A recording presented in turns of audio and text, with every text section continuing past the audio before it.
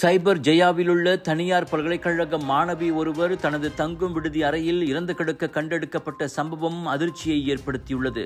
அவர் கொலை செய்யப்பட்டிருக்கலாம் என சந்தேகிக்கப்படுகிறது. சரவாக் கூச்சிங்கைச் சேர்ந்த 20 வயது அந்த இளம் பெண் உடல் முழுக்க இரத்த காயங்களுடன் அறையில் இறந்து கிடந்ததை செவ்வாய்க்கிழமை காலை அவரின் தோழி பார்த்து பதறிப்போனார். பின்னர் போலீசுக்கு தகவல் தெரிவிக்கப்பட்டதாக நெருங்கிய வட்டாரங்கள் கூறின.